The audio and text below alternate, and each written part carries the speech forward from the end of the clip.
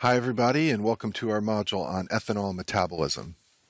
If you go out on the night after your step 1 exam and you consume alcoholic beverages, those alcoholic beverages will contain ethanol, and this is the structure of ethanol on the screen here. And ethanol is metabolized in the human body by the liver through a two-step process. The first step of ethanol metabolism involves an enzyme called alcohol dehydrogenase, and this enzyme converts ethanol into a molecule called acetaldehyde. This is the structure of acetaldehyde on the screen here. This first step occurs in the cytosol of cells in the liver. The second step occurs in the mitochondria. This involves an enzyme called aldehyde dehydrogenase, and it converts acetaldehyde into acetate, and I've shown the structure of acetate on the screen here. In this module, we are going to talk about the negative biochemical consequences of consumption of too much ethanol. And as we will see, most of those consequences result because both steps in this process produce NADH. The excess production of NADH by metabolizing excess ethanol is what leads to all the downsides in terms of biochemistry of ethanol metabolism, and we'll see all that in this module today. So excessive consumption of alcohol leads to many health problems. The first health problem develops because ethanol is a CNS depressant.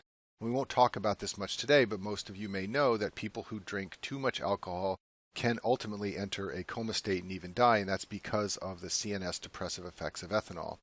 These other items I've listed on the screen are the biochemical consequences of too much ethanol consumption. If you drink too much alcohol, you can develop hypoglycemia, you can form too many ketone bodies and develop ketosis, you can develop a lactic acidosis, fatty acids can accumulate in the liver, you can develop hyperuricemia, which can lead to gout, and you can also develop hepatitis and cirrhosis. And as we will see, all of these items are biochemical consequences that result as a result of too much NADH, because like I showed you on the last slide, there is lots of NADH produced when you metabolize ethanol in the liver. To understand many of the negative consequences of excessive ethanol consumption, you need to understand that the high levels of NADH stall the TCA cycle. I talk about the TCA cycle in detail in another module, but for our purposes here, recall that NADH, when the levels get high, can inhibit the enzyme isocitrate dehydrogenase. They can also inhibit the enzyme alpha-ketoglutarate dehydrogenase, so as a result of inhibition of both of these enzymes, the TCA cycle slows down. Another way that NADH stalls the TCA cycle is by shunting oxaloacetate to malate. On the screen here, I've shown the first step in the TCA cycle where molecules of acetyl-CoA are combined with molecules of oxaloacetate to form citrate. However, oxaloacetate can also be diverted into malate. This is a reversible step here of the TCA cycle, and when NADH levels are high, it favors the conversion of oxaloacetate into malate. This is essentially driving the TCA cycle backwards, and this further slows down the TCA cycle. And because the TCA cycle is slowed both from inhibition of the enzymes I showed you on the last slide and shunting of oxaloacetate to malate, you get high levels of acetyl-CoA inside of cells. In the liver, this favors the formation of ketones, and this is part of the reason why you become ketotic when you consume too much alcohol. In addition, recall that oxaloacetate is the first step in synthesis of glucose via gluconeogenesis. Oxaloacetate is formed, and then those molecules are diverted into glucose molecules. But because oxaloacetate is being shunted to malate, there is less oxaloacetate available. Therefore, you have less gluconeogenesis, and this is one of the mechanisms by which patients who consume too much alcohol can develop hypoglycemia. So let's talk in a little bit more detail about heavy consumption of ethanol and hypoglycemia. As we just discussed, when you consume lots of alcohol, gluconeogenesis becomes inhibited. This is because oxaloacetate is shunted to malate in the setting of high NADH. This means that glycogen becomes very important because gluconeogenesis is not working. If you want to maintain a normal fasting blood sugar level, you need your glycogen in order to do that. This means the greatest danger of hypoglycemia occurs when you drink alcohol when your glycogen is low. So people who drink lots of alcohol but don't eat food are at great danger of hypoglycemia because their glycogen stores are low. Another classic scenario is a person who goes on a long run and then drinks heavily afterwards. They deplete their glycogen during the long run, and then when they drink, they need the glycogen to maintain their fasting blood sugar levels. As a result, they can develop hypoglycemia and possibly even seizures because they are drinking heavily in a setting where they don't have lots of glycogen in their liver. Another reason alcoholics develop ketosis is because you can derive ketones from acetate. Recall that I told you that ethanol is metabolized into acetaldehyde, and then acetaldehyde is metabolized into acetate. Well, in the liver, acetate can be converted into acetyl-CoA, and as I told you before, the TCA cycle is stalled from high NADH, so the acetyl-CoA cannot enter the TCA cycle as it normally would. This favors the conversion of acetyl-CoA into ketones, and this is another mechanism by which you develop ketosis in alcoholism. So here's a summary slide of some of the ways you develop ketones in alcoholism: glucose and amino acids and fatty acids, and all the usual molecules that can be metabolized into acetyl-CoA cannot be metabolized further via the TCA cycle, so thus they are shunted to ketones. In addition, ethanol is converted to acetate, and that is converted to acetyl-CoA, and that also is converted into ketones. Now let's talk about why alcoholics develop lactic acidosis. A very important biochemical principle for you to understand is that there is a limited supply of NAD+ inside of cells. So when NAD+ gets converted into NADH, the NAD+ must be regenerated in order for normal metabolism to proceed. For example, this step in glycolysis requires NAD+, so if all the NAD+ is tied up in NADH, glycolysis will not be able to proceed normally. Now, as we saw a few slides ago, NAD+ is depleted by ethanol metabolism. It's converted into NADH. Normally, the electron transport chain is very effective at converting NADH back into NAD+ as it generates ATP. However, when excess alcohol is consumed, you can overwhelm the electron transport chain. This means that much of the NAD+ inside of cells will be tied up in NADH. As a consequence of this, pyruvate is going to be shunted to lactate. Normally, pyruvate from glycolysis enters the TCA cycle, but when the NADH levels get high, they inhibit the enzyme pyruvate dehydrogenase. As a result, pyruvate is shunted to lactate, and this regenerates NAD+. So in the setting of high NADH, which as I told you before is the source of most of the biochemical problems in alcoholism, pyruvate is shunted to lactate and a lactic acidosis can develop.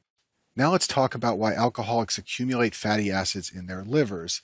The high levels of NADH, which we've been discussing, stall the process of beta oxidation, which is the process by which fatty acids are broken down. I talk about beta oxidation in detail in the module on fatty acids, but for our purposes here, you should just know that beta oxidation generates NADH, just like the TCA cycle. This means it requires NAD+ in order to function, but as we have been discussing, in alcoholics, all the NAD+ is tied up in the form of NADH.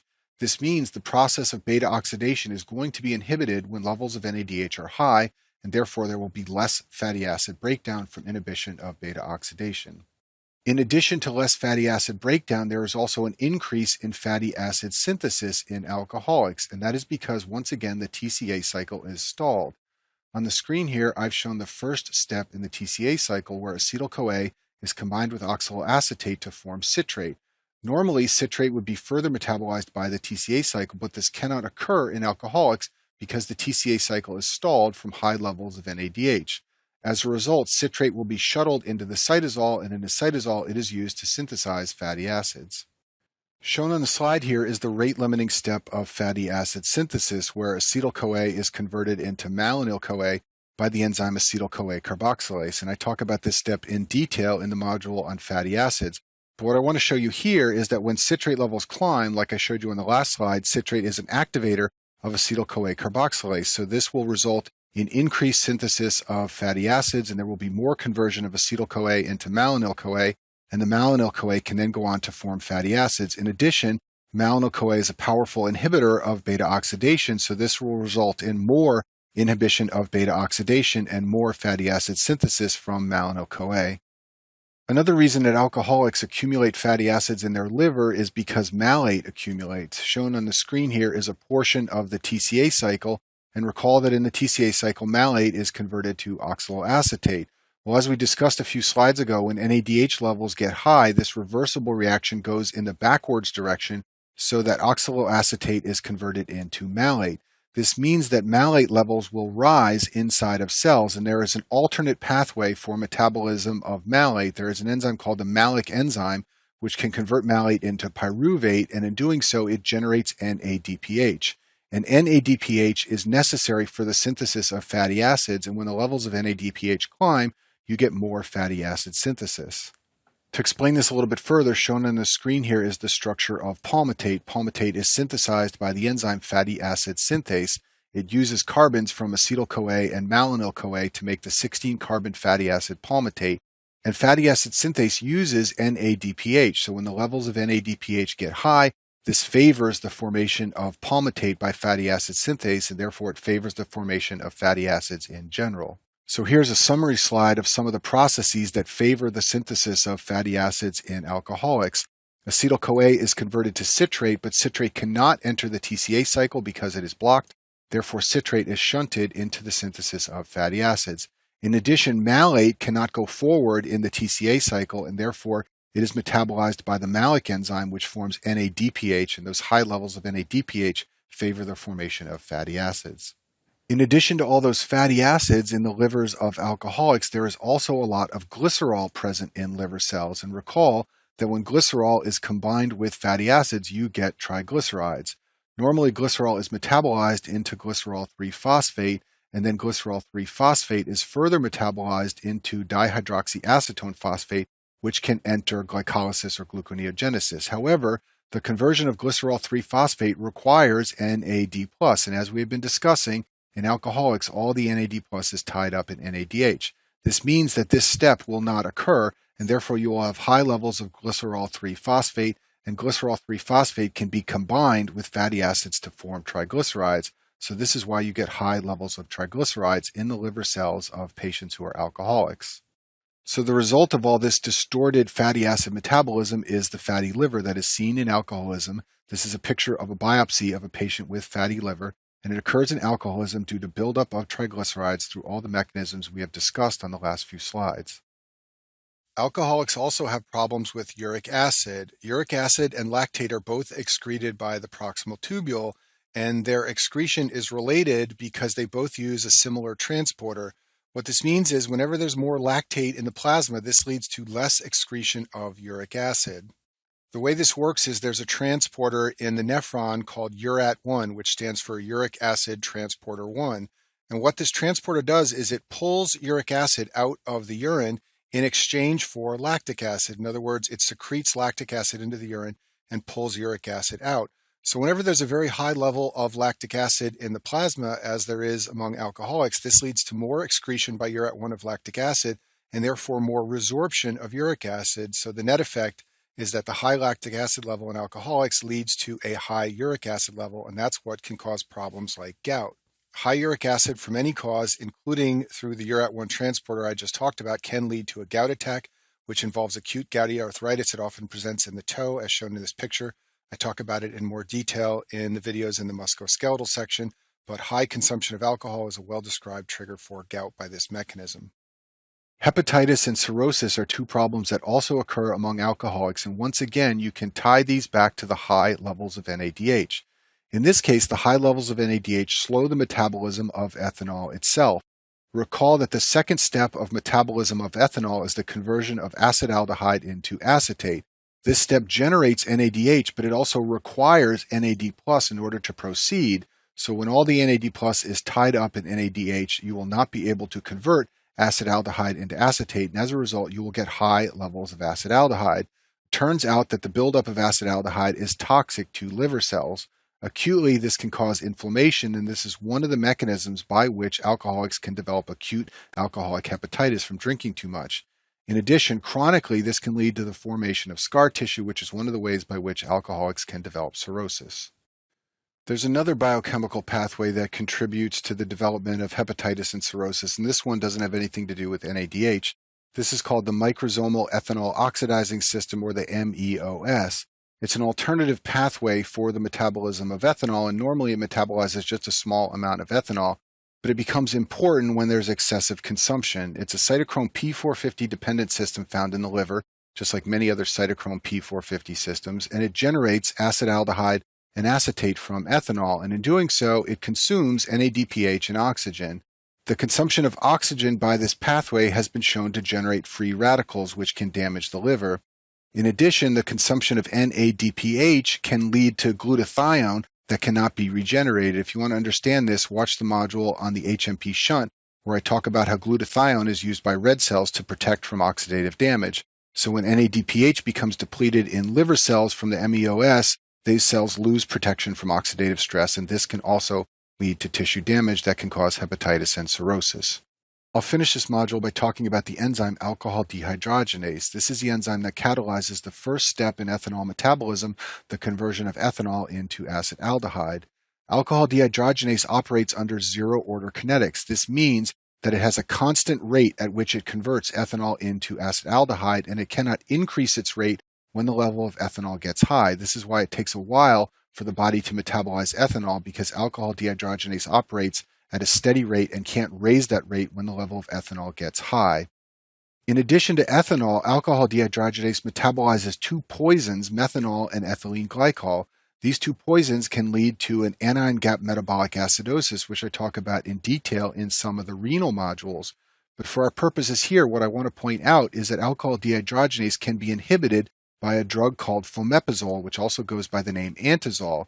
This drug is given for the treatment of methanol and ethylene glycol intoxication. The reason you want to inhibit alcohol dehydrogenase in methanol and ethylene glycol intoxication is because it metabolizes these two poisons into toxic structures. So if you inhibit the metabolism of them by alcohol dehydrogenase, you inhibit the development of those toxic metabolites, which are what make people sick. On the screen, I've shown the chemical structure of methanol and ethylene glycol, and you can see that their structures are similar to ethanol. So it should make sense to you that they can also be metabolized by the enzyme alcohol dehydrogenase.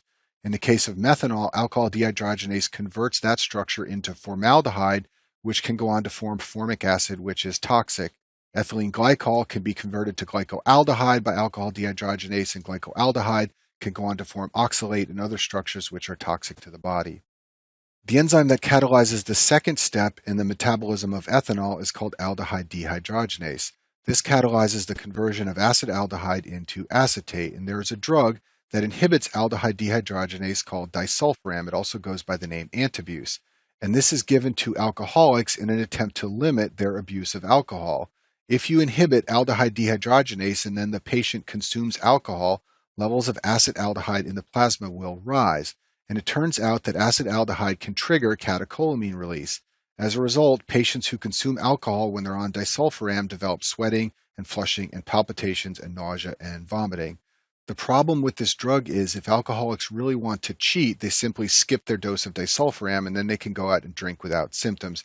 However, it is a way for patients who think they may not be able to resist the urge to make it less likely that they will consume alcohol, because if they do, they will get very sick.